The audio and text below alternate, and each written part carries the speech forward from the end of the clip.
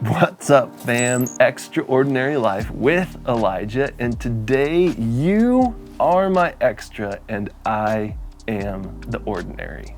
In starting Extraordinary Life with Elijah, I've never been worried about whether or not I was going to succeed in getting started out. That success is in succession. I think in the YouTube platform that a lot of the drive, a lot of the verve of people moving forward and wanting to start a channel is that they want the likes, they want the views, they want all of the people to clap for them and give them that thumbs up button and to feel that sense of euphoria and that there's tons of people watching me and that I am being successful. That has never been my drive, and so therefore I've never wondered about my success because of you.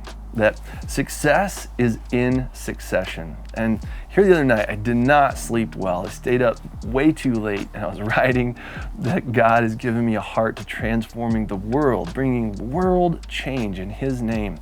And as I went to bed, I asked myself as my head hit the pillow, how do I change the world? That's not an easy question, and it's not one that should probably be asked as one is going to bed. I didn't sleep good all night then because I thought about it. I kept contracting the world and down to my country and down to my state and down to my city and down to my local church family and then down to my family. And asking God, saying, God, how do you live your life in such a way that transforms the world? He said, well, look at my son.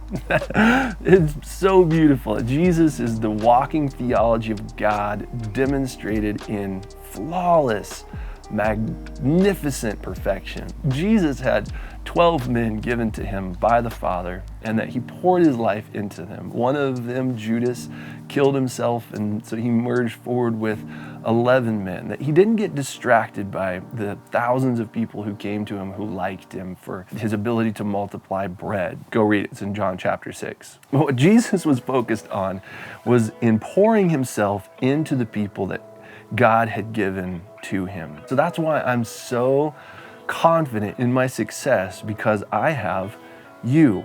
As I pour out my vision and what God has given me to do, to serve to please my Father's heart through the exercise of my gifts in order to impart grace to you that you might know Him more, to serve to please His heart, exercise your gifts to impart grace to others, my success will be in you coming after me. My success is in your succession. Towards that end, what I want to start doing in Extraordinary Life with Elijah is to record your story. David so brilliantly in Psalm 119 said that he had become more wise, that he had gained more understanding than his teachers because he meditated upon the Lord's testimonies in his life. Also in Psalm 119, he said that the testimonies of the Lord were his inheritance forever. Moving on into Revelation, that it says that a clear testimony about Jesus is the very spirit, the very essence of prophecy, and that the saints overcame by the blood of the Lamb and the word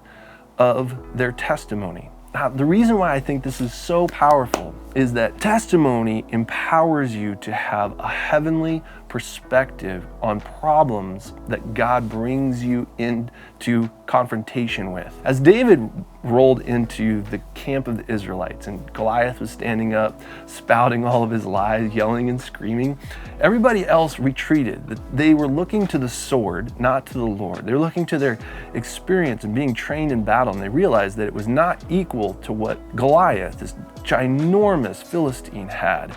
And as a result of their understanding in things that were based in the physical plane, they all retreated. They saw this giant obstacle before them. But as David rolled into the camp, having meditated upon the Lord's testimonies, as he was instructed on the testimonies of the Lord and what the Lord's power had done in him, he saw an obstacle illusion.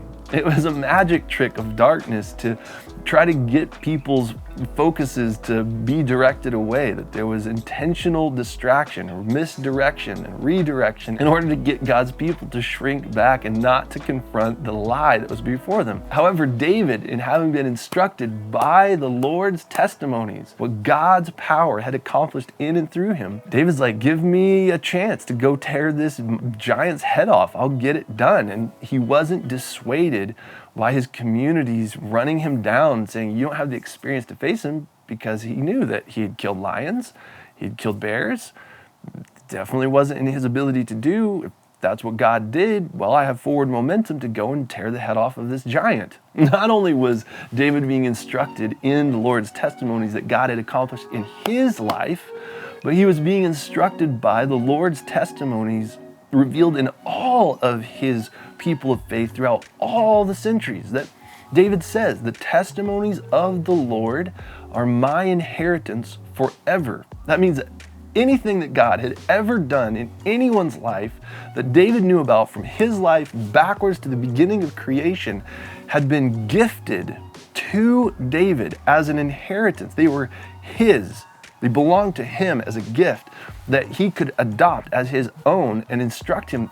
This is what God does in my life. Look at all of this stuff. Look at the momentum of God's mammoth power moving forward to accomplish his will. I'm going to instruct myself in those. I'm going to gain understanding about the situation. Goliath's here spouting lies. Dunsky, I'm going to tear that giant's head off. There's a building momentum here. Out of that testimony in David's personal life, out of that testimony of God's power revealed in all of the people of faith previous to David, and him receiving that as a gift. Then in Revelation, they overcame by the blood of the Lamb and the word of their testimony. That there is perspective in problems that is gained through being instructed in the Lord's testimonies. That you know what to do because of the Lord's power, and my face is starting to hurt. And that out of that perspective, then, there's this momentum and this power behind you to rush into the context of faith exercise in those giant problems, releasing the solutions of heaven. My face is hurting. That it also empowers you to be an overcomer, and not just an overcomer, more than an overcomer. That you can't conquer what you don't confront, but that as you confront the giant issues that you come into contact with, realizing that they're obstacle illusions, that you just break into the promised land, you break into the abundant life of Christ, and then establish yourself in that environment as a ruler, more than a conqueror. In this context of testimony, that testimony empowers perspective within problems that are way too big for you to handle, quote unquote, they're impossible. It releases the solutions of heaven through overcoming, and not only so, that it gives a prophetic word of the person of Jesus and establishes the reality of heaven in this moment. That a clear testimony about Jesus is the very essence, it is the spirit of prophecy. Prophecy is this process of Jesus imparting grace to us to be an intermediary between God and his desire to speak to the hearts of his people directly, and being able to incarnate, contextualize the words of God in such a way that it empowers people who may not be listening to him or not hearing him to be able to receive his word. Prophetic ministry, it's a timed ministry. It's only for a moment to help reconnect people directly to the real-time, present tense voice of God in their life. As we bear testimonies that David went before Saul and he said, Saul, I know I don't have experience in war. I realize that this giant has received training in warfare since his birth, and I have not. But let me tell you a testimony, Saul. I killed a bear. I killed a lion. Well, first, I took Fluffy back. I was going to let the lion live because that's how gracious I am. But then when the lion turned on me to kill me, I set Fluffy down on a rock, said, Fluffy, cover up your eyes with your hoofs. Daddy's about ready to go tear this lion's head off. Like, hey, lion, it's on you. I was going to let you live.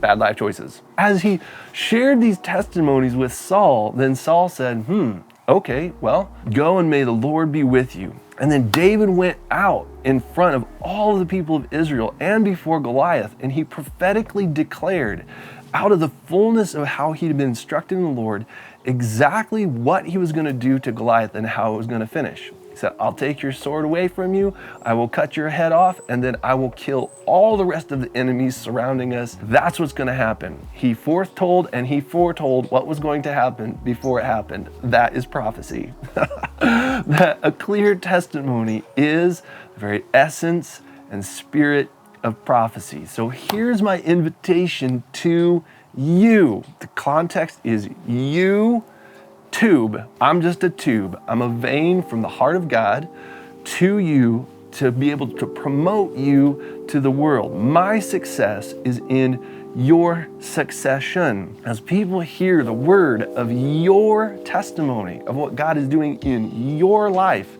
and I use the gifts, the skill, the grace that I have from my Father to see Him in what you're doing, that see the extra in your ordinary, and that as you allow me to call it out and say, oh, that's a testimony. That is a testimony to the power of Jesus.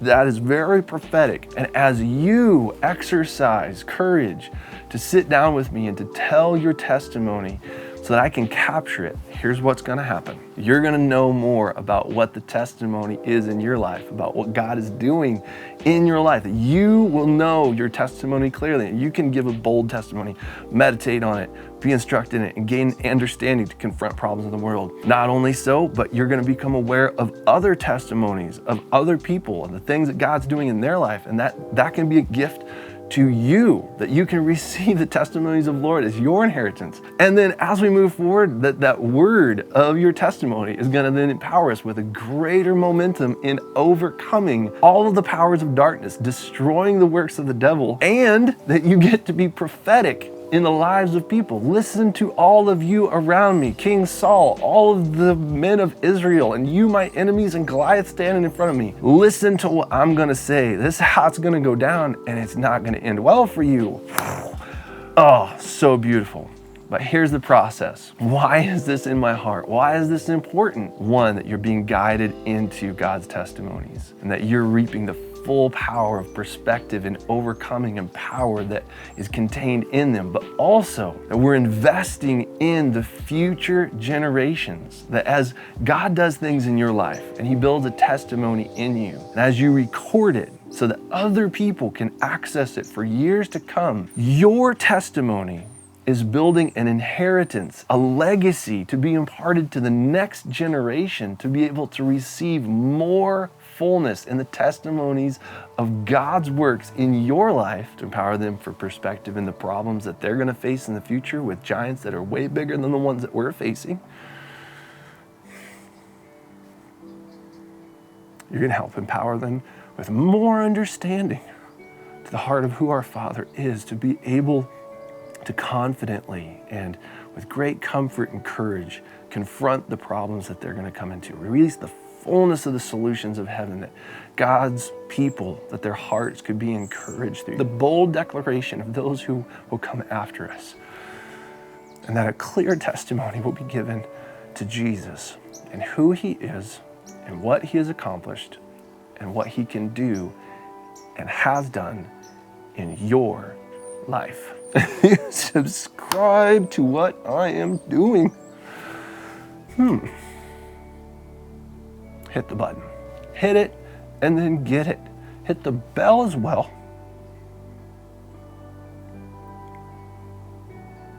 So you can be notified with the new content. And if you loved this video, give a brother a testimony. Testify to me.